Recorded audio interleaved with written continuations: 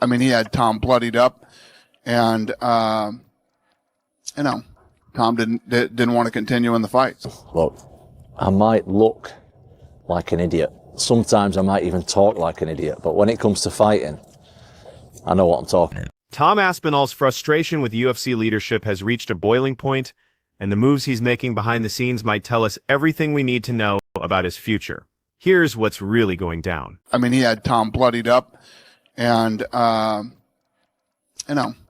didn't want to continue in the fight. The moment that started it all, to understand why we're at this breaking point, we need to rewind to October 25th, 2025. The Etihad Arena in Abu Dhabi was buzzing with anticipation as UFC 321 was about to showcase what many believed would be Tom Aspinall's defining moment as heavyweight champion. This wasn't just another title defense. This was supposed to be the fight that established him as one of the most dominant heavyweights in UFC history. Cyril Gane stood across from him, bringing elite striking and footwork that promised fireworks. The clash of Aspinall's crushing wrestling against Gane's technical striking had all the ingredients for an instant classic. Aspinall had spent his entire career chasing this moment, and the pressure couldn't have been more intense for both fighters stepping into that octagon. Those early moments played out just like the experts had predicted. Gane was finding his range, landing clean strikes that opened up cuts on Aspinall's face, while the champion kept pushing forward, hunting for takedowns where he knew he could dominate. The crowd was going wild, sensing they were about to witness something special, but then everything went sideways at 4 minutes and 35 seconds into round one.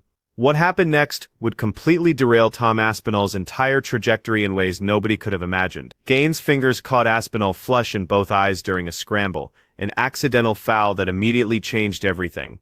Aspinall dropped his hands, covered his face, and told referee Jason Herzog he couldn't see anything at all. The entire MMA world watched in stunned silence as the medical team evaluated the situation. When Herzog waved off the fight and declared it a no contest, what should have been Aspinall's crowning achievement became one of the most controversial heavyweight moments in recent memory. Well, listen, I didn't continue. I'll tell you why I didn't continue. Because I'm not a dummy. Like, I'm not going to go out there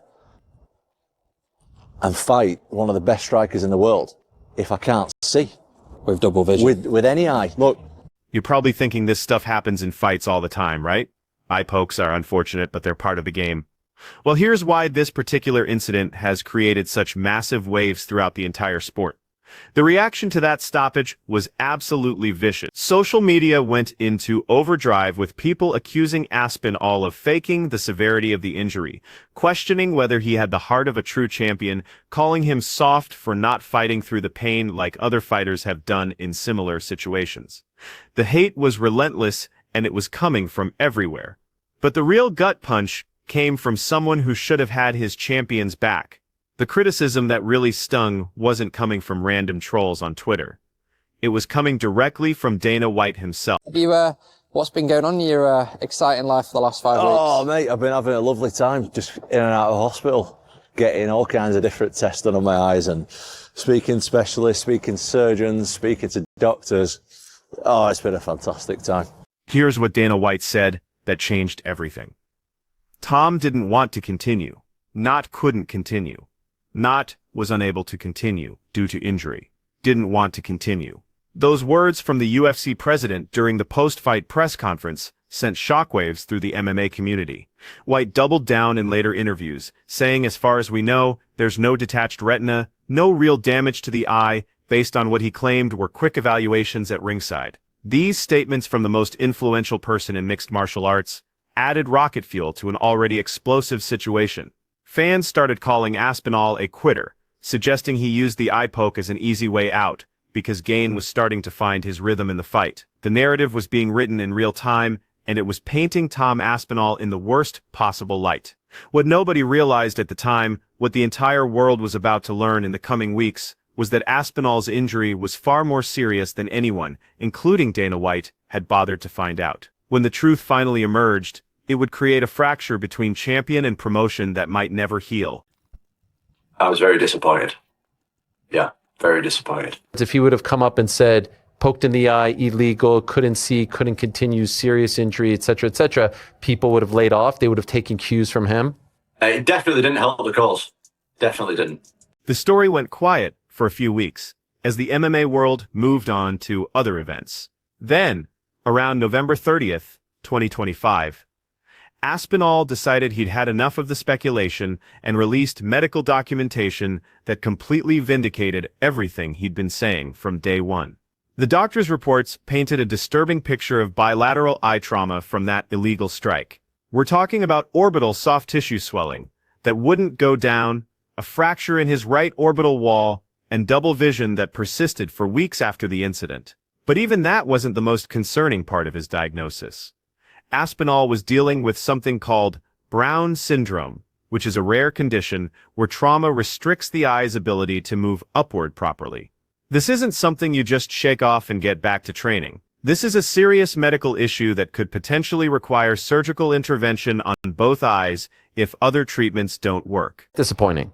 I've spoken to the UFC since, but I've not spoken to... Me and Dana don't really speak like that anyway, so... Ever? No. Ever. This medical evidence should have ended all debate about whether Aspinall made the right call that night. He wasn't being weak or looking for an excuse to avoid a tough fight. He was protecting himself from potentially permanent damage to his vision and his ability to compete at the highest level. But despite having concrete proof from actual medical professionals, the damage to his reputation and his relationship with UFC brass had already been done. Has he sent you a text or DM in the aftermath? Hope you're feeling better. No, nothing like that. Nothing like that. He actually, like I said, he started giving updates that there was nothing wrong with my eye when that isn't the case. Listen to the frustration in his voice when he finally spoke about what he'd been going through. 5 weeks of constant medical appointments, seeing specialists, undergoing tests, all while people on the internet called him a coward and questioned his character. This is what Tom Aspinall was dealing with after suffering a legitimate injury in the biggest fight of his career, and it's pushed him to the edge of his patience with the organization he'd given everything to. So you're not too happy then on what the president of the organization is saying towards it? Well, what do you think? Tom didn't want to continue in the fight, so. Look, we all know who is at fault here. What the are you talking about, huh? And off the back of that, Tom, what have the UFC said? Hunter Campbell, who I deal with personally, he's just said if they can help out in any way with doctors and stuff like that, that's what they'll do. Now that you understand the medical reality of what he was facing while getting destroyed online, we need to examine what came next.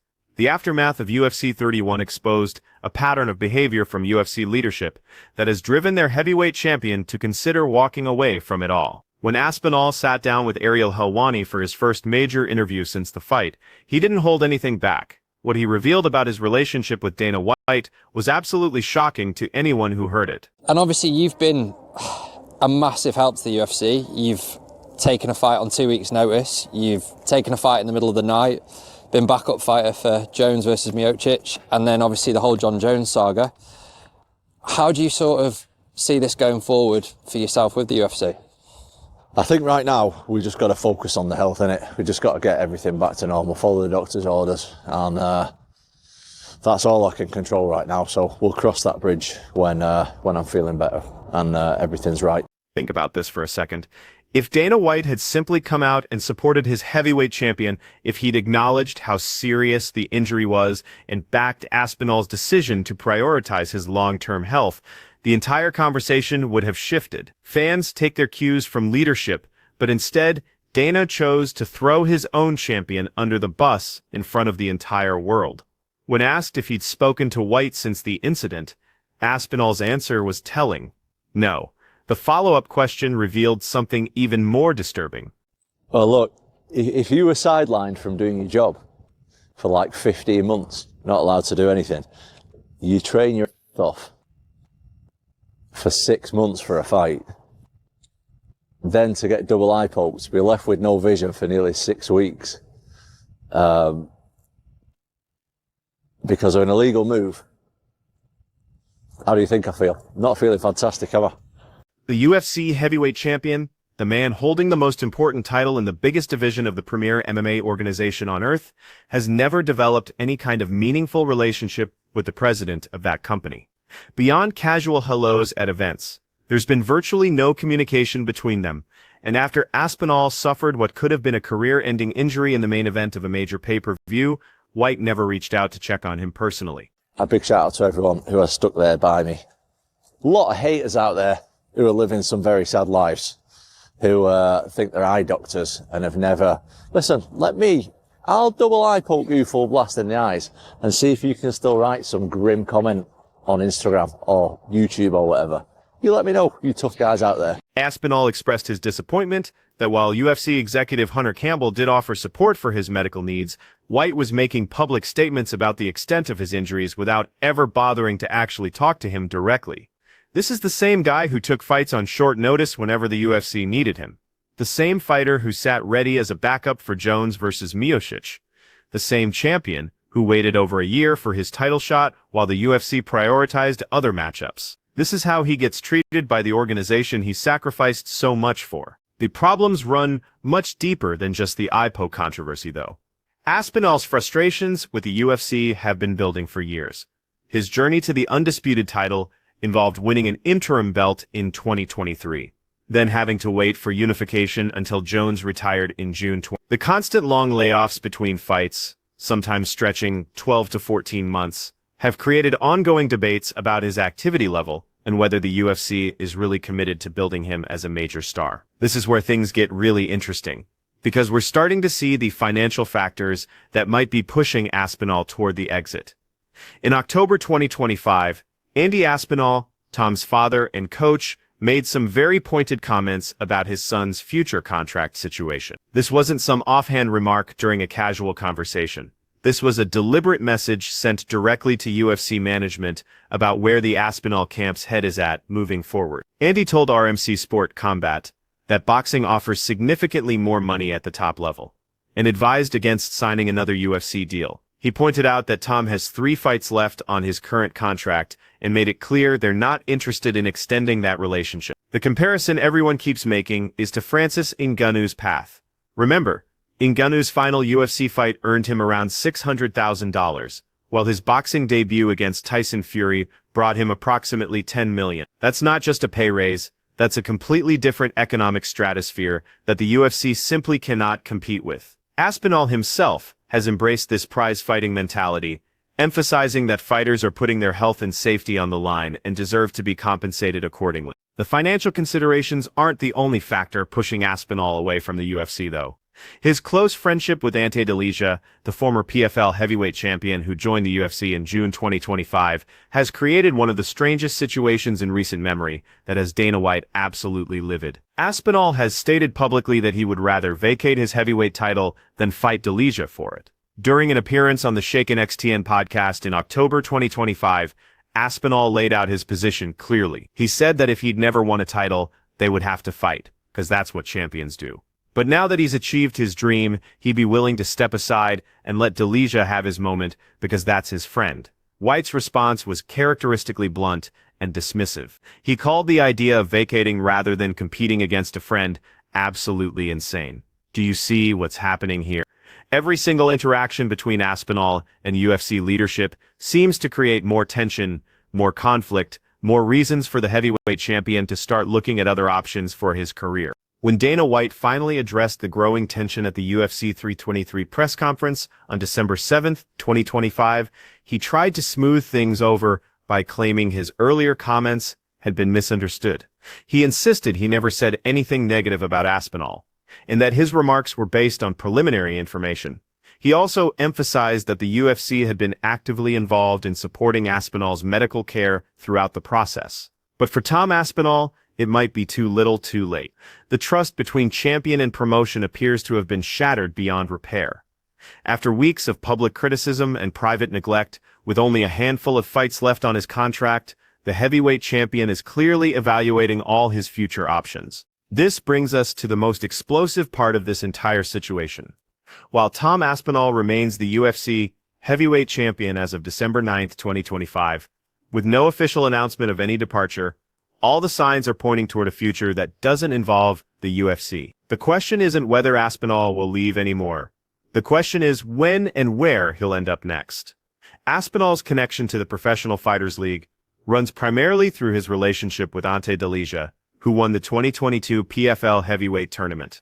Delija dominated that tournament, with stoppage victories over Matheus Scheffel and Renan Ferreira, plus a decision win over Shelton Graves, earning the $1 million grand prize as the first Croatian champion in PFL history. These two have been training partners for years at Aspinall BJJ in the UK, pushing each other to reach new levels in their careers. Think about everything we've covered here. The deteriorating relationship with Dana White, the massive financial opportunities available in boxing, the fact that Aspinall has explicitly said he'll vacate his title rather than fight his friend. Delija has made similar statements, saying he would also refuse to fight Aspinall for the belt, showing the kind of mutual respect and loyalty that goes beyond professional competition. This kind of genuine friendship is incredibly rare in professional sports, and it clearly means the world to Tom Aspinall on a personal level. Pay attention to how carefully Aspinall chose his words in recent interviews. He hasn't committed to staying with the UFC long-term. He hasn't expressed enthusiasm about future fights with the organization. He simply said they need to focus on his recovery and see what happens when he's healthy again. That's not the language of a champion who's fully invested in his promotion's future. That's the language of someone keeping all doors open. The broader implications of this situation raise serious questions about fighter autonomy, divisional politics, and how personal relationships intersect with professional obligations in MMA. Given Delija's current ranking and Aspinall's championship status, a matchup could theoretically be booked if both keep winning. But Aspinall has made it crystal clear that he will never allow that fight to happen under any circumstances. So, where does this leave us? What's the most realistic scenario for Tom Aspinall's career moving forward?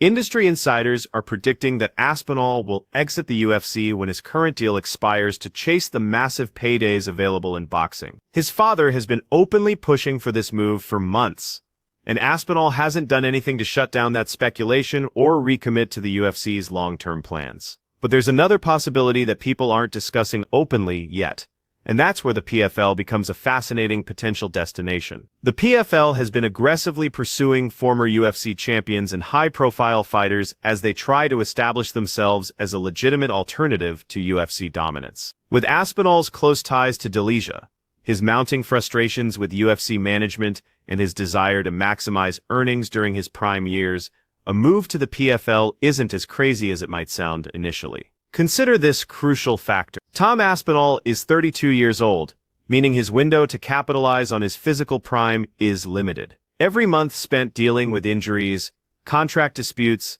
and promotional politics is time he's not maximizing his earning potential for risking his body in that cage. The frustration and disappointment in his voice when discussing the UFC's handling of his situation is impossible to ignore. You can hear it in every interview and see it in his body language. This isn't a satisfied champion celebrating his success at the pinnacle of the sport. This is someone who feels disrespected and undervalued, ready to explore what else might be out there for him. Right now, Aspinall's immediate future remains somewhat uncertain, but not catastrophic. He has time to fully recover from his eye injuries, and Dana White's recent comments suggest he still has protected status as champion within the organization. A rematch with Gane is likely being planned for early 2026. Possibly headlining an event in the UK where Aspinall has massive fan support. But make no mistake about what's really happening here. The countdown has begun on Tom Aspinall's UFC career. With only 2 to 3 fights remaining on his contract and every indication that his team has zero interest in negotiating an extension, we're witnessing the final act of his UFC story unfolding right in front of us. Whether he ends up in boxing, making tens of millions per fight, reuniting with Delija in the PFL, or pursuing some other opportunity we haven't even considered yet, one thing is absolutely certain. Tom Aspinall is finished with being disrespected by the organization he dedicated everything to. He's done being undervalued while putting his health and future on the line.